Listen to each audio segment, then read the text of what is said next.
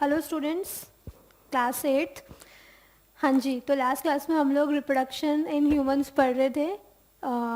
इसमें कुछ topics discuss हो गए थे, आप लोगों को याद होगा।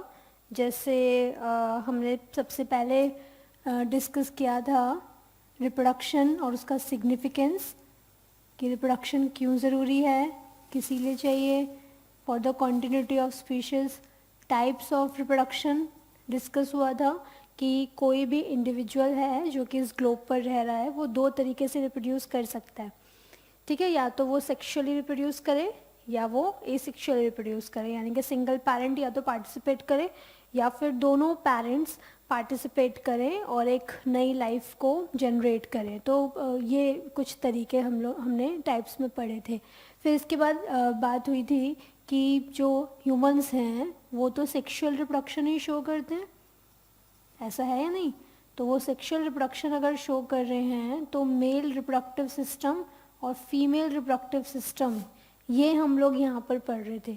फीमेल रिप्रोडक्टिव सिस्टम कंप्लीट हो गया था। इसमें आपको बताया था कि जो फीमेल बॉडी है उसमें वो ऑर्गन सिस्टम जो रिप्रोडक्शन में पार्टिसिपेट करता है या रिप्रोडक्शन के लिए नेसेसरी है उसको हम फीमेल रिप्रोडक्टिव सिस्टम बोलते हैं।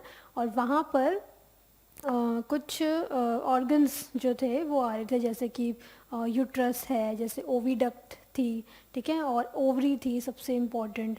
ठीक है, तो ये सब चीज़ें हमने वहाँ पर पढ़ी थी।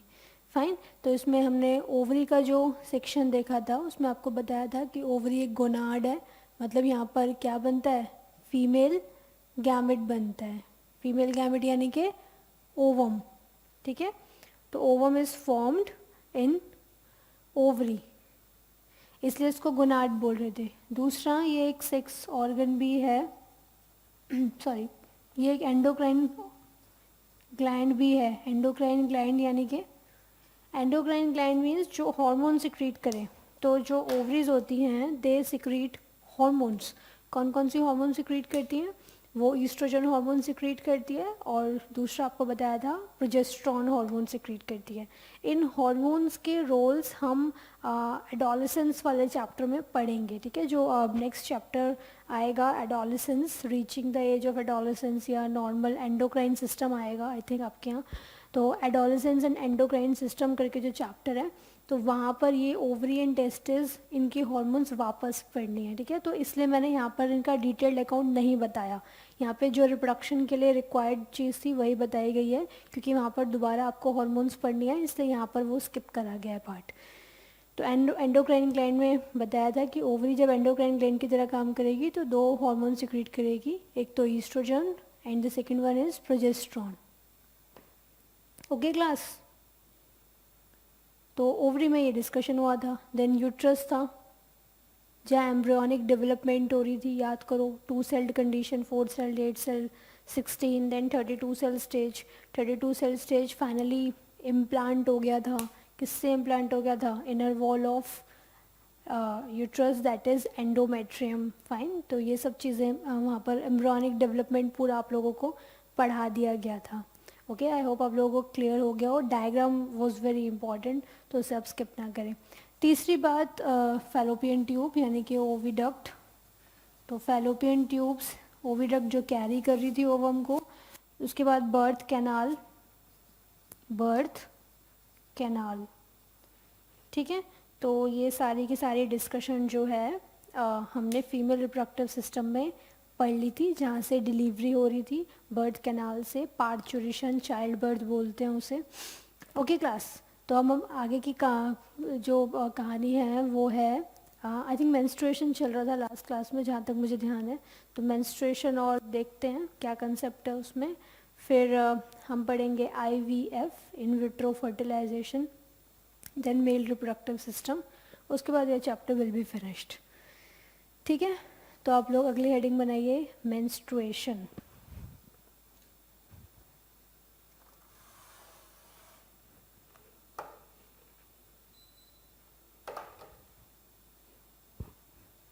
अगली हेडिंग बनाइए, मेंस्ट्रुएशन।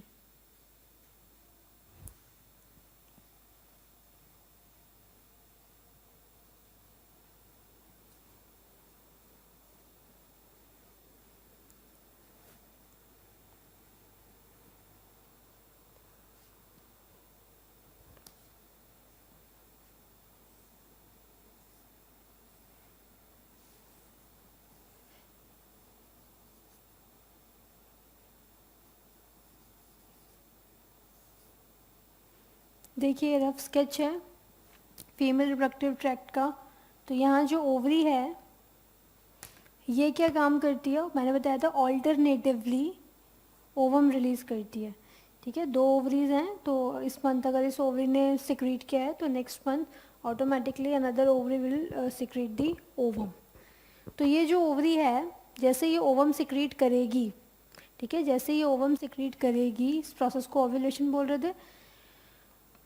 ठीक है, तो ड्यूरिंग ओव्यूलेशन या जब ओवम सिक्रीट हो जाता है तो एक हार्मोन और रिलीज होती है ओवरी से। वो हार्मोन कौन सी है? Progesterone hormone, progesterone hormone. ठीक है, क्योंकि जो ओवरी होती है ये 2 काम करती है, अभी बताया। एक तो ये मेल फीमेल गैमेट प्रोड्यूस करती है, उसको रिलीज़ करती है, और दूसरा ये हॉर्मोन्स सिक्रीट करती है, एंडोक्राइन ग्लैंड की तरह काम करती है। तो हॉर्मोन्स अगर ये सिक्रीट कर रही है तो 2 हॉर्मोन्स रिलीज़ करेगी, एक तो प्रोजेस्ट्रॉन और दूसरी ईस्ट्रोजन। प्रोजेस्ट्रॉन हार्मोन क्या काम करती है? जो ये यूट्रस था, ये यूट्रस जो है इसकी एक इनर मोस्ट लेयर होती है, अंदर की तरफ प्रेजेंट एक लेयर होती है, उस लेयर को बोलते हैं एंडोमेट्रियम। और ये एंडोमेट्रियम वस्कुलराइज्ड लेयर होती है। वस्कुलराइज्ड मीन्स हैविंग ब्लड वेसल्स। तो ब्लड वेसल्स होने की वजह से इसी लेयर में क्या होता है कि इसको मजबूती देने के लिए प्रोजेस्टेरोन हार्मोन चाहिए होती है।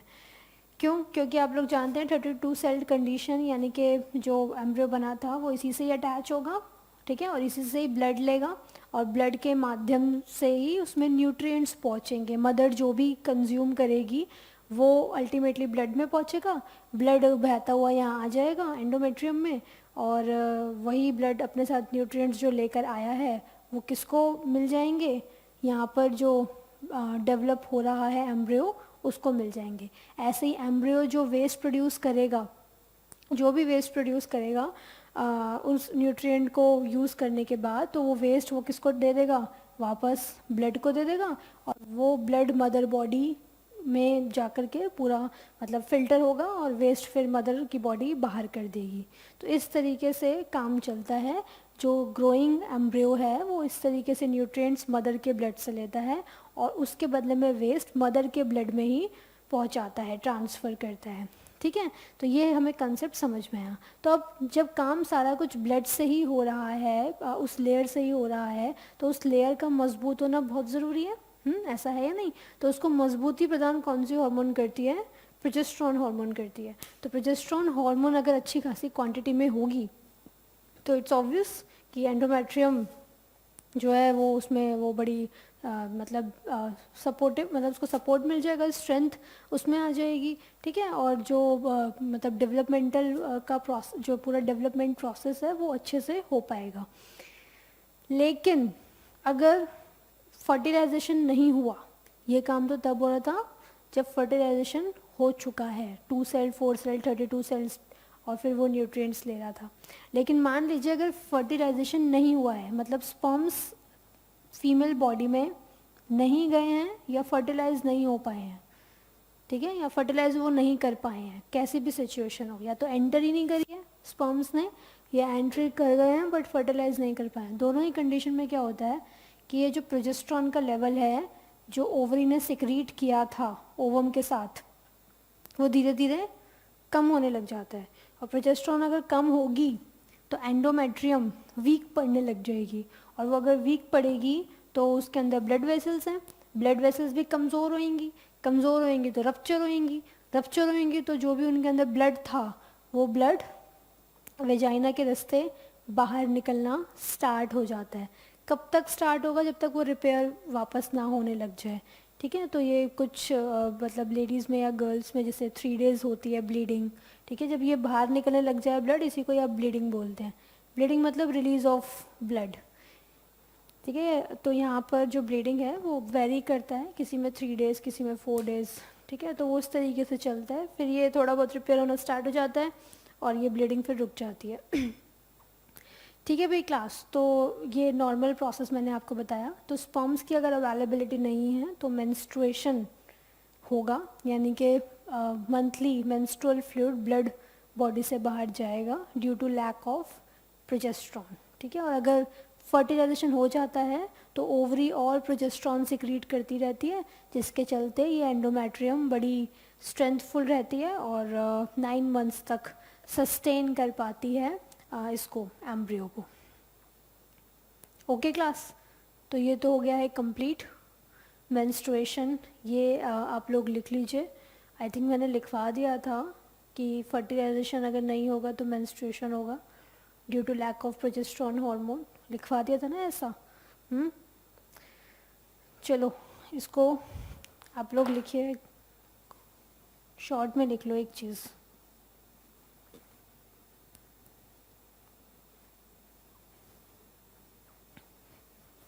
मेंस्ट्रुएशन हेडिंग बनाई ना आप लोगों ने, उसमें शॉर्ट में लिख लीजिए, due to lack of progesterone hormone, due to lack of progesterone, spelling लिख लेंगे ना, due to lack of progesterone, PROGESTERONE,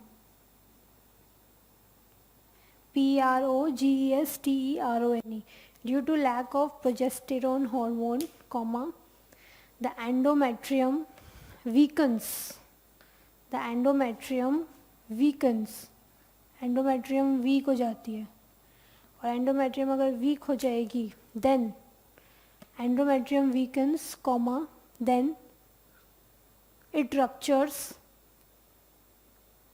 and blood is released out, blood is released out through vagina, blood is released out through vagina, ठीक है, full stop.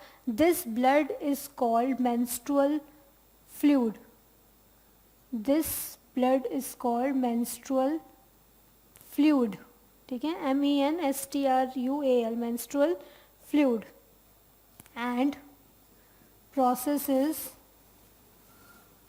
is menstruation, process is menstruation. ठीक है class, ये हो गया है complete menstruation का पूरा प्रोसेस। तो अगर कोई लेडी प्रेगनेंसी में है या वो कंसीव कर चुकी है, प्रेग्नेंट हो गई है, तो उस कंडीशन में आप देखिए कि जो एंडोमेट्रियम है वो फिर रप्चर नहीं करती। क्यों? प्रोजेस्ट्रॉन का लेवल उस टाइम हाई रहता है क्योंकि फर्टिलाइजेशन हो गया है। फर्टिलाइजेशन अगर हो गया तो प्रोजेस्ट्रॉन का लेवल हाई रहेगा तो फिर उस कंडीशन में वो रप्चर नहीं करेगी, तो there will be no menstruation. ठीक है, अब आगे बात करते हैं, अगली हेडिंग बनाइए।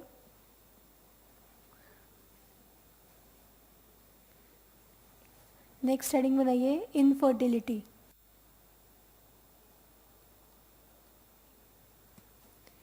अगली हेडिंग बनाएंगे इनफर्टिलिटी।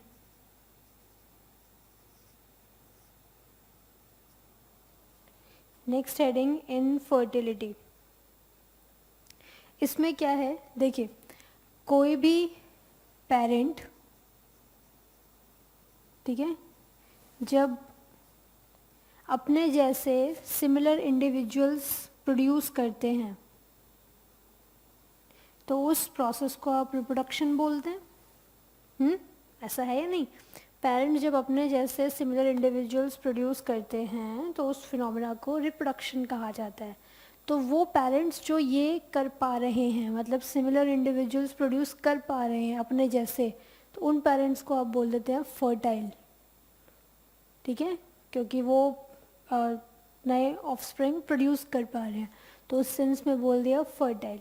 लेकिन वो पेरेंट्स चाहे मेल पार्टनर हो, चाहे फीमेल पार्टनर हो, चाहे दोनों हो, ठीक है, उस कंडीशन में अगर वो दोनों में से कोई भी या दोनों ही सिमिलर इंडिविजुअल क्रिएट नहीं कर पा रहे हैं, तो उन पेरेंट्स को आप क्या बोलेंगे? इनफर्टाइल। इतनी बात क्लियर हुई? तो उन्हें आप कहेंगे इनफर्टाइल। अब ये जो इनफर्टाइल वाली कंडीशन है, ये एक पार्टनर में भी हो सकती है, या तो मेल में हो या फीमेल में हो, दोनों में भी हो सकती है। तो किसी में भी हो, रिजल्ट यही होगा, मतलब सिमिलर इंडिविजुअल प्रोड्यूस नहीं हो पाएंगे। ठीक है, मतलब उनके बच्चे नहीं प्रोड्यूस हो पाएंगे, आसान भाषा में। तो उस कंडीशन को ही आप क्या बोल देते हैं, infertility. Infertility means inability to produce children similar to parents. तो उस इनएबिलिटी को ही, इनकेपेबिलिटी को ही इनफर्टिलिटी कह दिया जाता है. ठीक है. तो आज की जो भी कंडीशन है, लाइफस्टाइल है ना, जो हैबिट्स हैं, उसके चलते ये इनफर्टिलिटी की प्रॉब्लम काफ़ी बढ़ रही है. क्यों? क्योंकि आप देखो, एक तो लेट नाइट तक जैसे जगे रहते हैं, ठीक है, या वर्कलोड बहुत है, चाहे वो ऑफिस का काम है, ठीक है, या कुछ भी इस तरह की कंडीशन है, या खाना पीना, जो फूड हैबिट्स हैं, तो ये चीज़ें भी हमारी बॉडी को अफेक्ट करती है. तो सोने उठने की हैबिट्स हो गई, खाने पीने की हैबिट्स हो गई, बहुत स्ट्रेस हो गया है ना, या जो दूसरी चीज़ें हो गई जैसे ड्रग और अल्कोहल का कंजप्शन हो गया. तो ये सारी की सारी चीज़ें बॉडी में इनफर्टिलिटी जनरेट करती है. मेल पार्टनर अगर करता है तो उसकी बॉडी में भी, फीमेल पार्टनर अगर करती है तो उसकी बॉडी में भी, जिसकी वजह से रिप्रोडक्टिव सिस्टम अफेक्ट होता है. और वो अफेक्ट होता है तो फिर नया इंडिविजुअल क्रिएट कर पाना डिफ़िकल्ट होता है. ठीक है. इसको कैसे समझ सकते हैं? जैसे फॉर एग्ज़ाम्पल मान लीजिए कोई लेडी है, ठीक है, कोई फीमेल है, उसकी बॉडी में फैलोपियन ट्यूब ब्लॉक्ड है. ठीक. फैलोपियन ट्यूब जो हैं दे आर ब्लॉक्ड. आप लोग जानते हैं कि जो फैलोपियन ट्यूब होती है वो वही जगह है जहाँ फर्टिलाइजेशन होता है. तो अगर ये ब्लॉक्ड होंगी, ठीक है, ये मान लीजिए ब्लॉक्ड होंगी, ब्लॉक्ड का मतलब यहाँ से मतलब जो इसका नॉर्मल डायामीटर है वो डायामीटर नहीं होना, कॉन्स्ट्रिक्ट हो जाना, तो उसको ब्लॉक्ड बोल दिया. तो उस कंडीशन में स्पर्म्स जो हैं वो पहुँच ही नहीं पाएंगे ओवम के पास. और अगर ओवम के पास वो पहुँच ही नहीं पाएंगे तो there will be no fertilisation. और अगर फर्टिलाइजेशन नहीं होगा तो जाइगोट नहीं बनेगा, जाइगोट नहीं बनेगा तो एम्ब्रियो नहीं बनेगा, है ना. एम्ब्रियो नहीं बनेगा तो आपको पता ही है, फिर कोई फीटस, नो चाइल्ड, कुछ नहीं. ठीक है. तो इस कंडीशन को हमने क्या बोल दिया, इनफर्टिलिटी. प्रॉब्लम कहाँ निकली, रिप्रोडक्टिव ऑर्गन में ही डिफेक्ट था. ठीक है. ऐसे ही मेल बॉडी में भी होता है कि उसके स्पर्म्स प्रॉपर नहीं बन पा रहे जितने बनने चाहिए थे. तो स्पर्म्स अगर कम बनेंगे, है ना, स्पर्म काउंट अगर कम होगा तो भी नेचुरल बात है प्रॉब्लम आएगी, फर्टिलाइजेशन नहीं हो पाएगा. ठीक है. तो ऐसे अलग अलग प्रॉब्लम्स आती हैं, बहुत तरीके की प्रॉब्लम्स रहती हैं, लेकिन रिजल्ट यही निकलता है, इनफर्टिलिटी हो जाती है. तो उससे अब नेचुरल बात है कि अगर नॉर्मल कोई कपल है तो उसको अपने जैसे इंडिविजुअल्स तो चाहिए ही होंगे. तो उस कंडीशन में वो बच्चे कहाँ से मतलब पैदा करें, ये एक बहुत बड़ा क्वेश्चन मार्क है. तो यहाँ दो रास्ते निकलते हैं. या तो आप अडॉप्ट करें, ठीक है, और दूसरा आ जाता है एक IVF programme, in vitro fertilisation. इसी को ही टेस्ट ट्यूब बेबी प्रोग्राम भी बोल देते हैं, टेस्ट ट्यूब बेबी प्रोग्राम. ठीक है. तो ये जो आईवीएफ या टेस्ट ट्यूब बेबी प्रोग्राम है, इसको अभी समझते हैं ये क्या है. लेकिन ये बहुत एक्सपेंसिव प्रोसीजर है. ठीक है. काफ़ी महंगा पड़ता है, तो इसलिए most of the parents don't go for the same. तो उस कंडीशन में आपके ऊपर है, मतलब पेरेंट्स के ऊपर है व्हाट दे वांट. तो वो अडॉप्शन भी कर सकते हैं. I think this one is better option. और दूसरा इन विट्रो फर्टिलाइजेशन तो है ही. फाइन.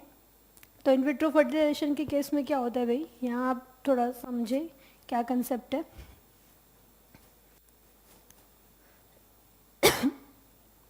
नाम में ही जैसे आ रहा है IVF, in vitro. In vitro का मतलब होता है outside the body, outside the body. तो इन विट्रो फर्टिलाइजेशन यानी कि फर्टिलाइजेशन जो है, फ्यूजन जो है, वो कहाँ पर हो रहा है, आउटसाइड द बॉडी हो रहा है.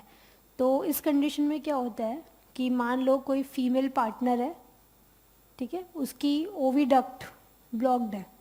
जो भी आप लोगों को कंडीशन बताई वही, ओविडक्ट्स जो हैं वो ब्लॉक्ड है. तो ओविडक्ट्स अगर ब्लॉक्ड होंगी तो there will be no fertilisation. तो उस कंडीशन में क्या करेंगे कि इसका ओवम रिलीज़ कर लो, मतलब ओवम जो है वो निकाल लो, फीमेल बॉडी से ओवम निकाल लो वाया इंजेक्शंस या दूसरे जो मेथड्स रहते हैं. तो ओवम हमने यहाँ से निकाल लिया. ऐसे मेल बॉडी से सीमेन ले लो. आप लोगों को लास्ट क्लास में बताया था मेल बॉडी में लार्ज अमाउंट में सीमन प्रोड्यूस होते हैं, और वो जो सीमन है उसमें काफ़ी लार्ज क्वांटिटी में स्पर्म प्रेजेंट होते हैं। मतलब सीमन जो होगा दैट इज़ अ लिक्विड, उस लिक्विड के अंदर स्पर्म प्रेजेंट होता है, काफ़ी लार्ज नंबर में स्पर्म्स प्रेजेंट होते हैं। ठीक है, तो वो सीमन, वो लिक्विड मेल बॉडी से ले लो। ठीक, अब एक टेस्ट ट्यूब के अंदर ये भी ऐड करें, ये भी ऐड करें, तो अब क्या रिजल्ट निकलेगा? There will be a time जब ये जायगोट फॉर्म्ड हो जाएगा। ठीक है, तो जायगोट फॉर्मेशन कहाँ पर हुआ है और फर्टिलाइजेशन कहाँ पर हुआ है? टेस्ट ट्यूब में हुआ है, आउटसाइड द बॉडी हुआ है। किसकी बॉडी से आउटसाइड हुआ है? फीमेल बॉडी के आउटसाइड हुआ है, इसीलिए आप इसको इन विट्रो फर्टिलाइजेशन बोलते हैं। ठीक है, तो टेस्ट ट्यूब बेबी प्रोग्राम भी इसको इसी वजह से कहा जाता है। तो अभी जो जायगॉट है इसे अब न्यूट्रिएंट्स वगैरह दिए जाते हैं ताकि ये डिवाइड करे, और डिवाइड करके 2 सेल्ड बनाए। फिर ये इसी टेस्ट ट्यूब में 4 सेल्ड, 8 सेल्ड, ठीक है, 16 सेल्ड बनाए। तो जैसे ये 16 सेल्ड बना लेता है या 8 सेल्ड भी बना लेता है, इतना भी अगर पहुंच जाता है इसी टेस्ट ट्यूब में, तो क्या होता है, उसी एम्ब्रियो को यहाँ से निकाल करके जो फीमेल पार्टनर है, जो फीमेल पार्टनर है जिसकी ओविडक्ट ब्लॉक थी, उसी के ही यूट्रस में अटैच इम्प्लांट करवा दिया जाता है। ठीक है, क्यों? क्योंकि उसका यूट्रस तो ठीक है ना, प्रॉब्लम कहाँ पर थी? ओविडक्ट में थी, और ओविडक्ट में अगर प्रॉब्लम होगी तो फर्टिलाइजेशन नहीं हो पाएगा। तो हमने वो काम करा दिया, आर्टिफिशियली करवा दिया, लैब में करवा दिया, टेस्ट ट्यूब में करवा दिया। क्या? ओवम ले लिया, स्पर्म ले लिया, फ्यूजन वहाँ यहाँ टेस्ट ट्यूब में करवा दिया, लेकिन उसका यूट्रस क्योंकि ठीक है तो सारा डेवलपमेंट जो है आगे का एम्ब्रियोनिक डेवलपमेंट वो उसकी बॉडी ईजिली कर सकती है। तो 32 सेल्ड एम्ब्रियो उसकी बॉडी में इम्प्लांट करवा देंगे, और फिर नॉर्मल डेवलपमेंट होगा जो आपने लास्ट क्लास में सीखा है, और फिर नॉर्मल डिलीवरी होगी। ठीक है, तो इस तरीके से ये प्रोसेस होता है इन विट्रो फर्टिलाइजेशन। बहुत एक्सपेंसिव प्रोसीजर है, बहुत मेडिसिन वगैरह भी लेनी होती है, इसीलिए मतलब वो, हालांकि that is totally individual choice कि वो क्या ऑप्शन ऑप्ट करना चाहता है। ऐसा कोई ज़रूरी कोई बाध्य नहीं है कि आपको एडॉप्शन ही करना है या आपको आईवीएफ ही कराना है। तो ये टोटली इंडिविजुअल चॉइस है कि अगर उसके बच्चे नहीं प्रोड्यूस हो पा रहे तो वो कौन सा मेथड ऑप्ट करे। ठीक है क्लास, तो ये आपको मैंने बताया इन विट्रो फर्टिलाइजेशन। क्लियर? तो इतनी बातें आप लोग लिख लो। आईवीएफ में, इनफर्टिलिटी में, सॉरी। तो यहाँ ऐसा बिल्कुल मत समझना टेस्ट ट्यूब के अंदर कोई बेबी डेवलप हो जाता है। टेस्ट ट्यूब में कोई बेबी डेवलप नहीं होता। टेस्ट ट्यूब बस एक मीडियम का काम कर रही है, मतलब एक जगह है जहाँ पर ये फ्यूजन हो रहा है, वरना ये फीमेल बॉडी में ही होता है। ये तो पता ही है, पढ़ चुके हैं लास्ट क्लास में।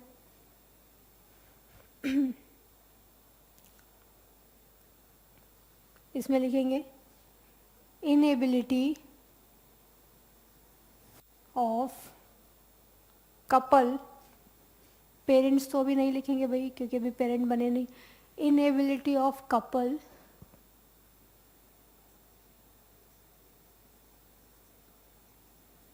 टू प्रोड्यूस चिल्ड्रन या चाइल्ड, कॉमा डाल के लिखेंगे कॉल्ड इनफर्टिलिटी, उसे ही कहा जाता है infertility.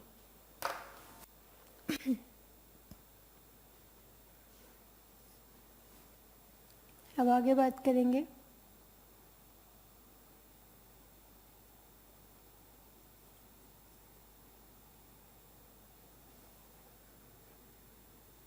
This problem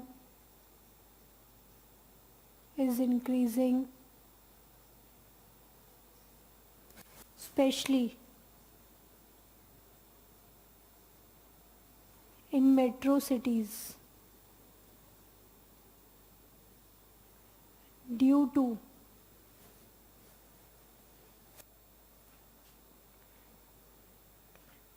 what? Number one, inadequate food habits,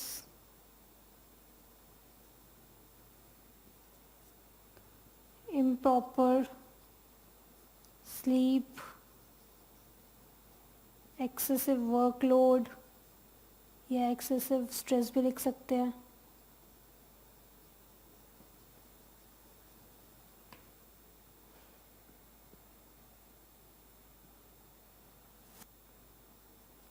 drug या अल्कोहल कंजप्शन,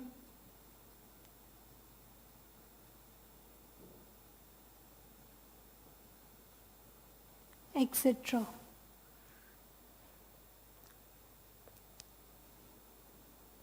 इसी में ही आप लिखेंगे IVF, in vitro fertilisation.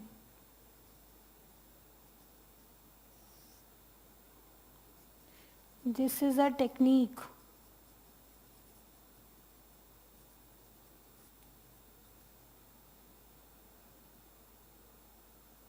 in which fertilization occurs inside the test tube,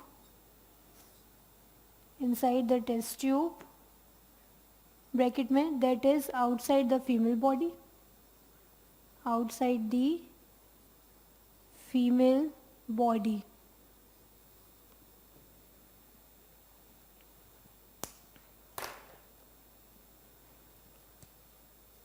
इसमें आगे लिखेंगे a female partner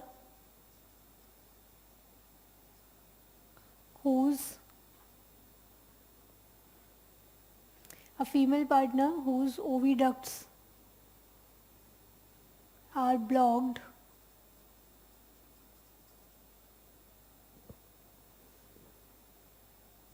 could go for IVF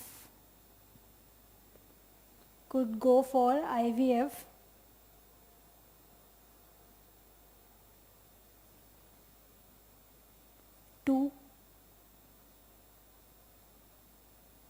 bear the progeny.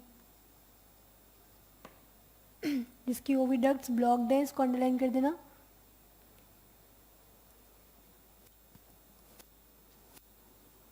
आगे लिखेंगे in this technique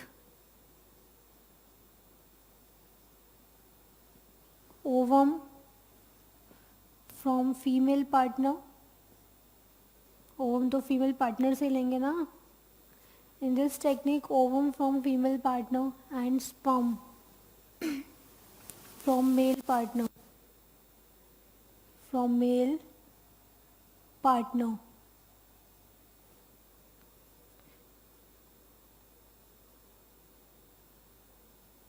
are collected and allowed to fuse inside the test tube. ठीक है, क्योंकि oviduct blocked है और वहाँ फर्टिलाइजेशन होता है, ऐसा हम पढ़ चुके हैं. तो फर्टिलाइजेशन तो नहीं हो पाएगा, तो वो काम हम बाहर करवा रहे हैं कि कलेक्ट करो उनको and they are allowed to fuse inside the test tube. Fuse का मतलब फर्टिलाइज, नहीं याद रहे तो लिख लेना. zygote forms and further nutrients are given. Nutrients are given to zygote for division to form 2, 4, 8 celled condition inside the test tube. ठीक है, inside the test tube. लिखिए भाई क्लासेस को.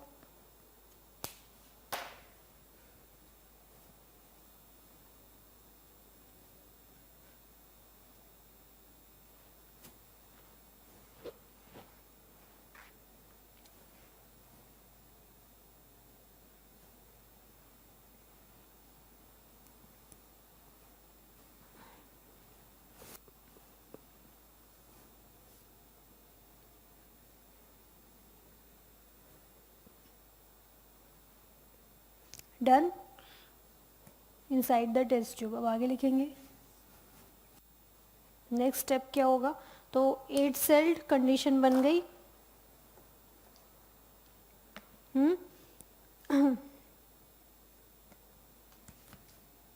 एट 8 सेल्ड या 16 sailed condition embryo is implanted into the uterus of female partner. कौन सी female partner, bracket में having defective oviducts.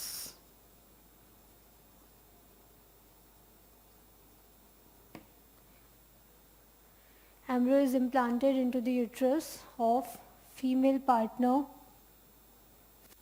having defective oviducts.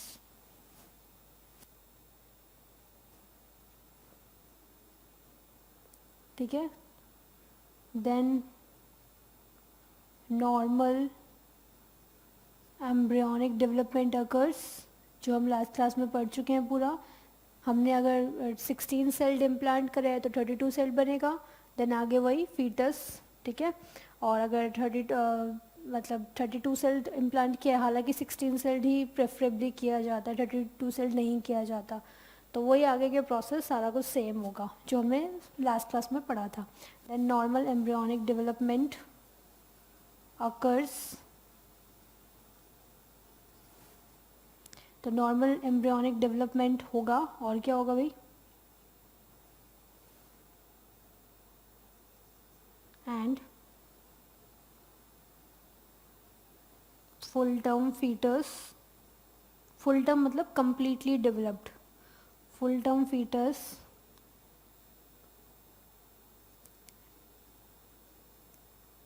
Delivered.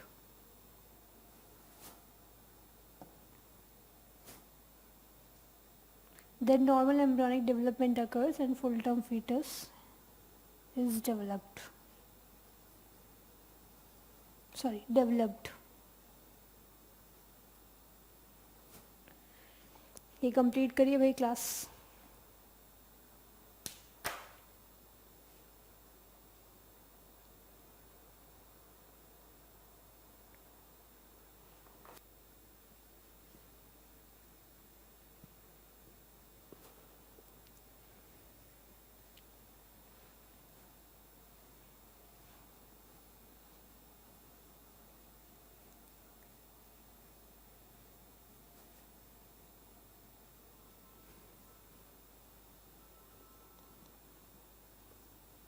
ठीक है, तो ये मैंने आप लोगों को इनफर्टिलिटी का एक केस समझाया जिसमें फीमेल पार्टनर में प्रॉब्लम है। क्या प्रॉब्लम है, उसकी ओविडक्ट्स ब्लॉक्ड है, तो ब्लॉक्ड होने की वजह से फर्टिलाइजेशन नहीं हो पाएगा, और अगर फर्टिलाइजेशन नहीं हो पाएगा तो there will be no formation of any embryo and child. ठीक है क्लास, अब आगे एक प्रॉब्लम हम मेल्स में भी डिस्कस कर लेते हैं। मेल बॉडी में क्या होता है, जैसे मेल जो पार्टनर है, मान लीजिए उसकी बॉडी में स्पर्म काउंट कम है। ठीक है, स्पर्म काउंट का मतलब मैंने अभी आपको बताया, वो जो फ्लूइड होता है उस फ्लूइड को बोलते हैं सीमन। उसी फ्लूइड के अंदर स्पर्म प्रेजेंट होते हैं, तो स्पर्म जितने ज़्यादा होंगे, मोटाइल होंगे, तो उतना ही फर्टिलाइजेशन होने के चांसेस भी हाई होते हैं। लेकिन अगर इनका नंबर बहुत कम है, ये सीमन में काफ़ी कम क्वांटिटी में प्रेजेंट है, तो उस कंडीशन में इनफ स्पर्म्स ओविडक्ट में पहुंच नहीं पाते, और वहाँ अगर पहुँचेंगे ही नहीं तो फर्टिलाइजेशन होगा ही नहीं। ठीक है, तो भी इनफर्टिलिटी जनरेट हो जाएगी। ठीक, तो उस कंडीशन में हम लोग यूज़ कर सकते हैं आर्टिफिशियल इंसेमिनेशन। आर्टिफिशियल इंसेमिनेशन जो है ये बेस्ट मेथड है इस कंडीशन के लिए। आर्टिफिशियल मींस अगेन नेचुरल नहीं है, आर्टिफिशियल है। इंसेमिनेशन वही entry of sperms into the vaginal tract, ठीक है, या into the female reproductive system.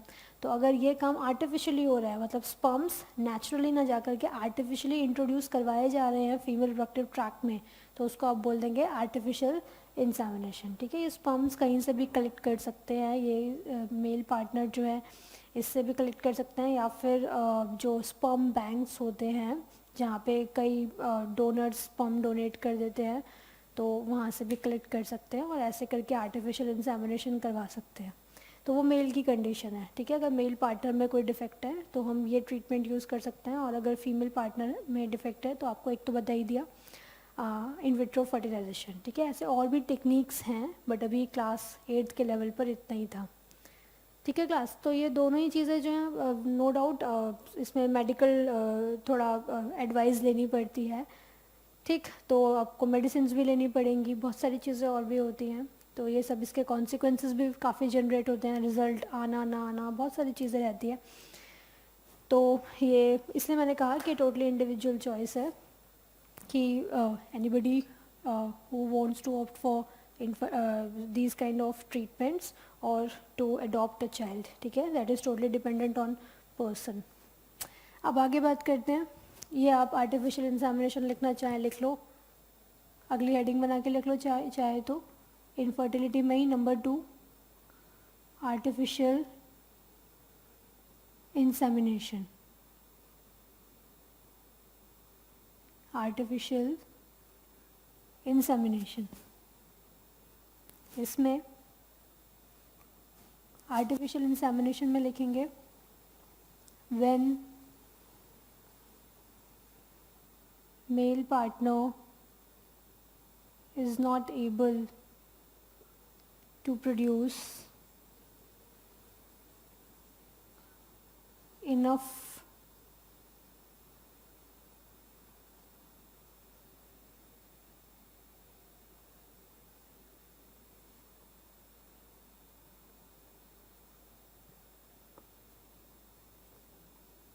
a number of sperms, bracket में that is low sperm count,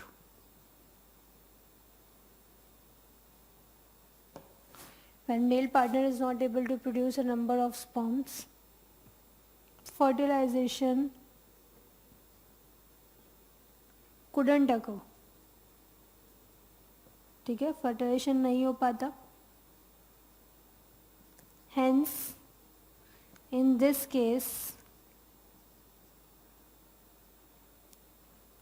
artificial insemination can be used, ठीक है। artificial insemination can be used in which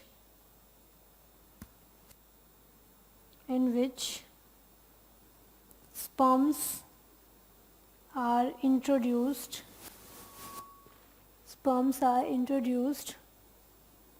inside the female body, artificially, ठीक है। ये complete करिए आप लोग।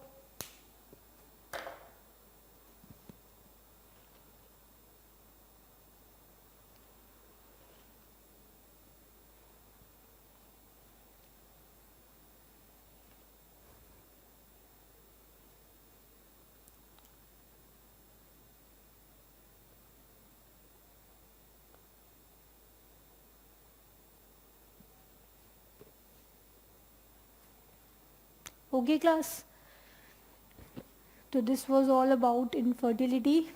Female reproductive system complete हो गया है, इनफर्टिलिटी भी कंप्लीट हो गया है। अब नेक्स्ट जो पार्ट बचता है that is mail reproductive system, okay.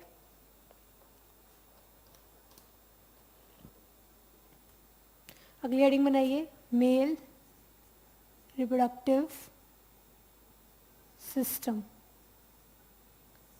तो mail reproductive system again system है, तो यहाँ पे कई सारे ऑर्गन्स भी होंगे जो रिप्रोडक्शन में पार्टिसिपेट करते हैं। तो इसमें सबसे पहले लिखेंगे मेल गोनाड। मेल गोनाड यानी कि पेयर ऑफ टेस्टिस, ठीक है, प्लूरल होगा टेस्टिस। यहाँ पे ई जो है वो प्लूरल में आएगा, आई जो है वो सिंगुलर में आएगा। तो पेयर ऑफ टेस्टिस प्लूरल हो गया टेस्टिस। तो ये टेस्टिस जो है इनका क्या रोल होता है, इनके दो फंक्शंस हैं, प्रोड्यूस गैमेट्स। कौन सा गैमेट, मेल गैमेट, और मेल गैमेट यानी कि स्पर्म्स, ठीक है। तो मेल गैमेट्स यहाँ प्रोड्यूस होते हैं, इसीलिए इसको गोनाड बोल रहे हैं, इसलिए बोल रहे हैं ना। और दूसरा एक्ट एज एंडोक्राइन ग्लैंड, ये एंडोक्राइन ग्लैंड की तरह भी काम करते हैं। दैट इज सिक्रीट, क्या सिक्रीट करते हैं, that is secrete testosterone hormone.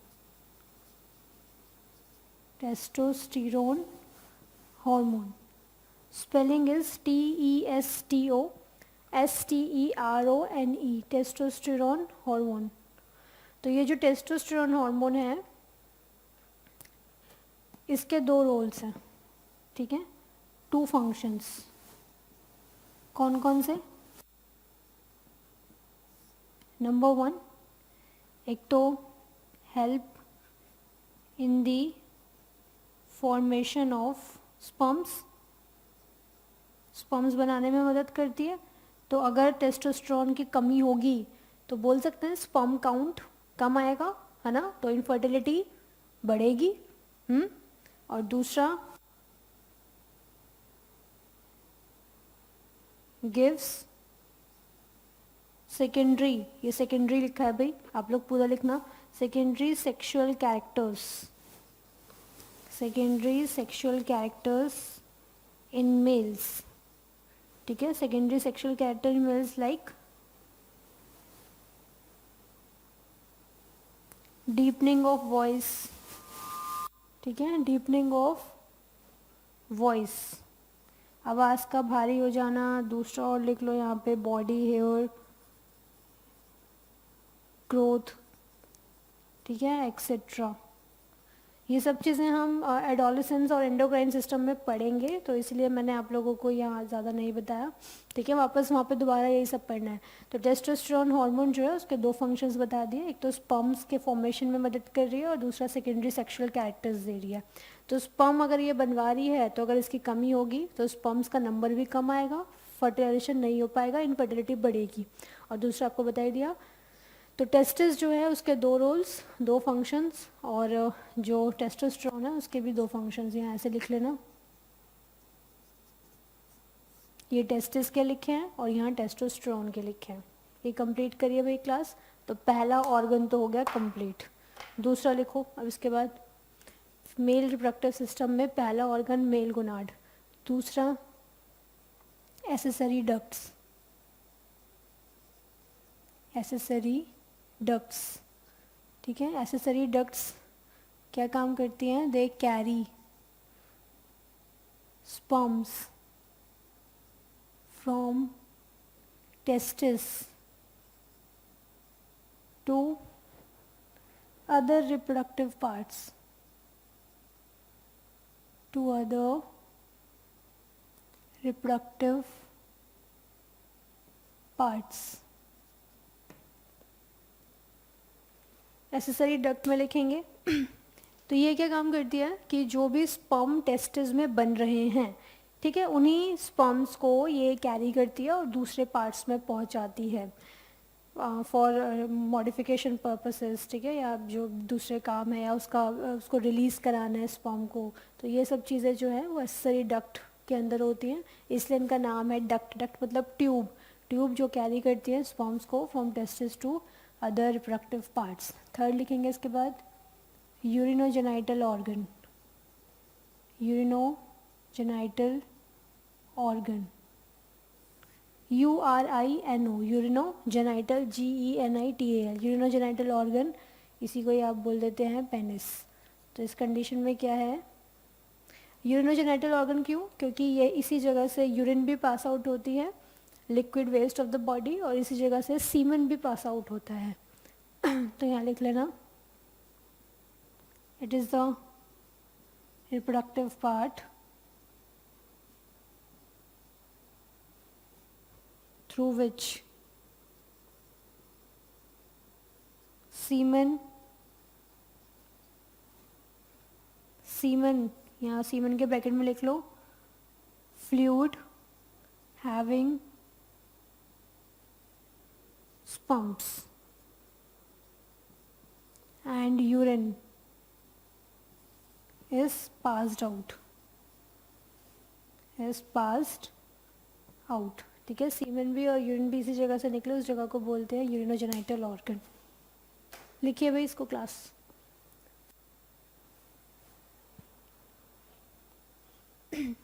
Completed.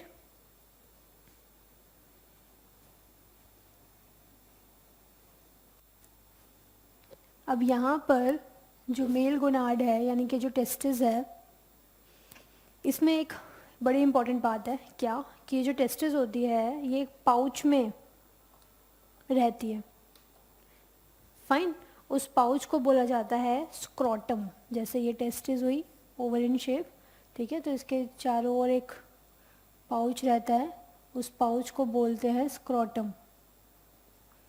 तो जो टेस्टिस होती है ये मतलब बॉडी से थोड़ी बाहर की तरफ निकली होती है, एब्डोमिनल कैविटी वाला जो पूरा एरिया है, ठीक है, तो वहाँ से थोड़ा बाहर की तरफ इस वजह से क्योंकि जो बॉडी का टेम्परेचर है दैट इज़ 37 डिग्री सेल्सियस, और स्पम्स बनाने के लिए टेम्परेचर थोड़ा सा कम चाहिए होता है, ठीक है, थोड़ा मतलब कितना कम, 2 to 2.5 डिग्री सेल्सियस लोअर चाहिए होता है। तो यानी कि अप्रॉक्सीमेटली 35 डिग्री सेल्सियस या फिर 34.5 डिग्री सेल्सियस इतना टेम्परेचर चाहिए होता है ताकि स्पर्म्स बन सके टेस्टिस में।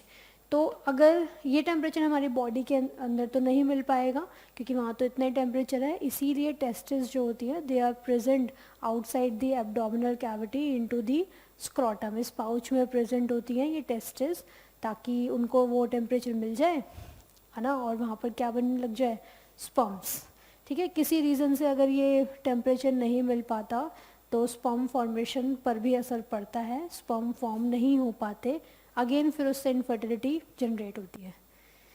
तो ये बात ज़रूर ध्यान रखें आप कि टेस्टिस के बारे में, they are present in the scrotum. चलो ये और लिखो, उसके बाद स्पर्म का डायग्राम और उसके बाद एक होमवर्क, उसका चैप्टर आपका फिनिश। लिखो भाई इसमें अलग से पॉइंट डाल के लिखना और इम्पोर्टेंट लगा लेना उस पर क्योंकि इस पर क्वेश्चन आ जाता है। Testis are present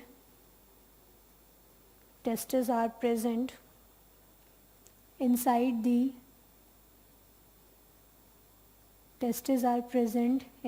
the scrotum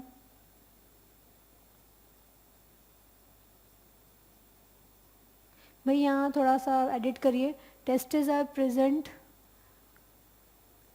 outside the body into the scrotum. Scrotum is pouch like structure in which testes are present.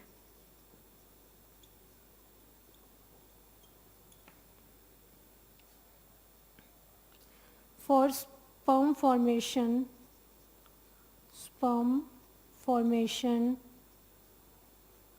a slight lower temperature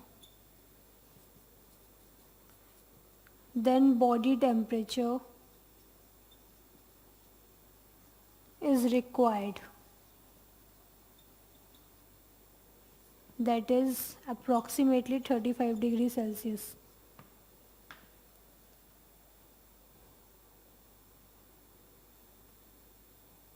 So testes are present outside the abdomen, outside the abdomen. ठीक है class, अब एक homework ले लो आप लोग। हाँ जी, homework लिखिए।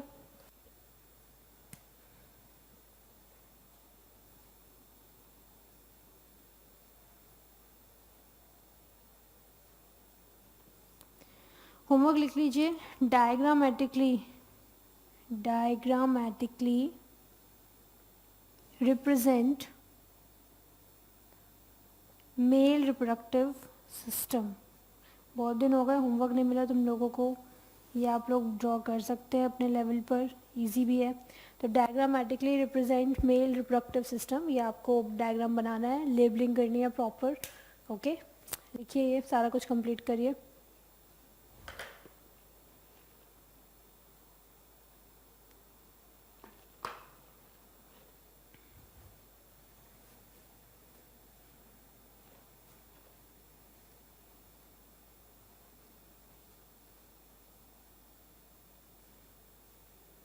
करिए कंप्लीट इसे।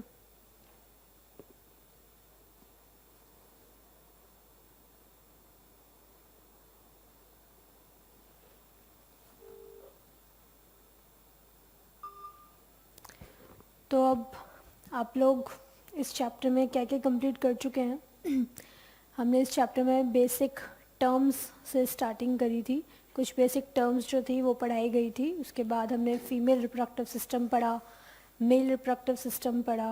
ओके, मेल रिप्रोडक्टिव सिस्टम के डिफरेंट डिफरेंट पार्ट्स देखे, इसका जो डायग्राम है वो आपको होमवर्क दिया गया है। इनफर्टिलिटी डिस्कस किया। तो चैप्टर ऑलमोस्ट आपका कंप्लीट ही है। एक दो टॉपिक्स जो रह जाएंगे वो नेक्स्ट क्लास में हम लोग कवर अप कर लेंगे, और नेक्स्ट क्लास में ही नया चैप्टर भी स्टार्ट हो जाएगा। ठीक है, मोस्ट प्रोबेबली या तो इकोसिस्टम लेंगे या कोई भी जो देख लेंगे। तो अभी के लिए आप लोग हेडिंग बना के छोड़ दो, ये जो टॉपिक है ये आपको होमवर्क में कंप्लीट करना है। नेक्स्ट क्लास के लिए होमवर्क और हेडिंग डाल दीजिए, स्ट्रक्चर ऑफ स्पर्म। ठीक है, स्ट्रक्चर ऑफ स्पर्म। तो ये अगले टर्न पर आपको डायग्राम बनवा दिया जाएगा, और इसी के साथ जो न्यू चैप्टर है वो भी हम लोग स्टार्ट करेंगे। ठीक है क्लास, तो इतना आप लोग ज़रूर रिवाइज कर लीजिएगा। Thank you.